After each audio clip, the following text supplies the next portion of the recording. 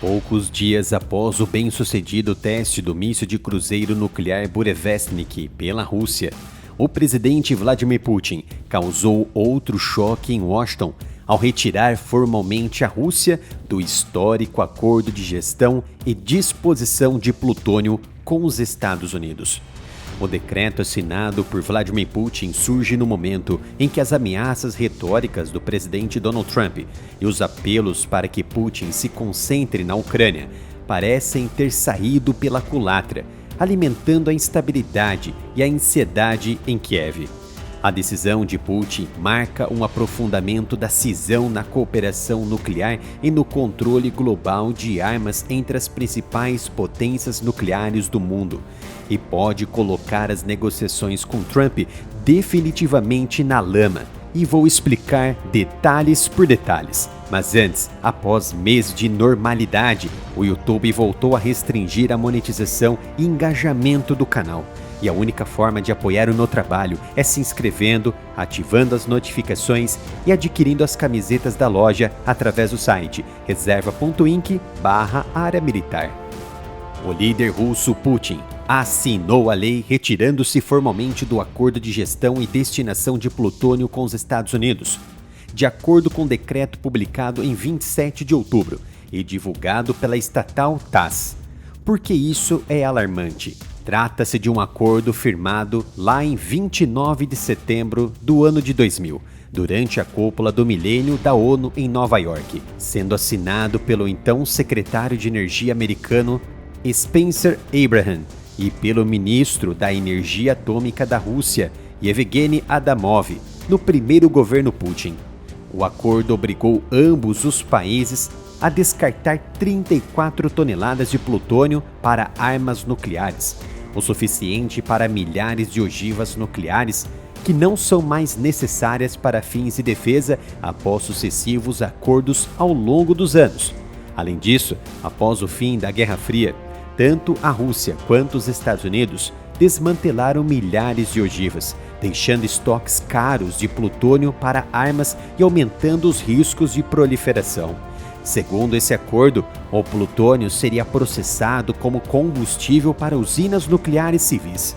E a Rússia ratificou o acordo em 2011, com implementação inicialmente prevista para 2018.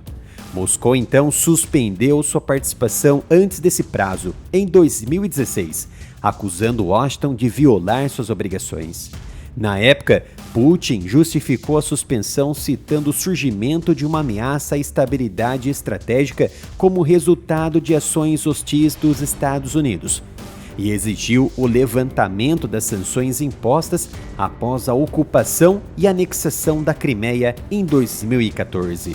De forma geral, a retirada suspende a obrigação de destruir as 34 toneladas russas de plutônio de grau armamentístico, que agora podem ser armazenadas ou reutilizadas em ogivas nucleares. Para entender melhor a importância do plutônio, é um elemento que não existe pronto na natureza. Ele é fabricado em reatores nucleares ao bombardear urânio-238 com nêutrons, criando então plutônio-239. Pequenas quantidades aparecem em minérios de urânio por reações cósmicas, mas são insignificantes para o uso prático. Sim, o plutônio-239 facilita as ogivas nucleares. Basta comprimir uma esfera oca com explosivos para causar uma implosão controlada e atingir a massa crítica, causando uma explosão totalmente instável. De forma ainda mais explicativa, de acordo com artigos científicos, para uma ogiva explodir de fato, os militares precisam juntar urânio ou plutônio suficiente em uma espécie de bolo usinado extremamente compacto. Isso é chamado de massa crítica. Sendo assim, temos dois elementos instáveis usados para armas nucleares, o próprio plutônio-239 e o urânio-235. O urânio é mais teimoso, precisa no mínimo de 50 quilos puro, e para se causar uma explosão de fato, é necessário unir duas metades subcríticas. Usa-se então uma espécie de canhão interno, ou simplesmente um gatilho explosivo de implosão dentro de uma bomba, que então dispara uma contra a outra a 1 km por segundo, um feito da engenharia muito complicado de ser montado, e foi visto na bomba que caiu em Hiroshima. Já o plutônio 239 é diferente, ele é mais esperto, só precisa 10 quilos para produzir uma ogiva de fato, e ele recebe nêutrons 2 vezes melhor, então a reação dispara de forma muito mais fácil. Por isso, basta então espremer essa bola oca usinada com explosivos para virar uma massa supercrítica mais simples e confiável que o urânio 235. Em resumo, a arma de plutônio oferece menos material, só que a reação é mais ágil, portanto mais fácil de ser construída. O parlamento russo então aprovou esse projeto de lei para se retirar do acordo no início de outubro, abrindo caminho para a retirada formal de Putin. A decisão efetivamente encerra um dos últimos acordos de segurança nuclear entre Moscou e Washington, firmados após a Guerra Fria. Isso ocorreu após a confirmação do chefe do Estado-Maior russo, Valery Gerasimov, de que a Rússia havia testado com sucesso seu míssil de cruzeiro nuclear Burevestnik em 26 de outubro.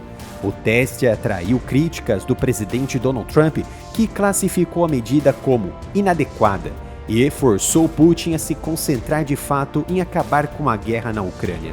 Trump também disse que Moscou estava ciente da presença de um submarino nuclear dos Estados Unidos bem próximo à sua costa.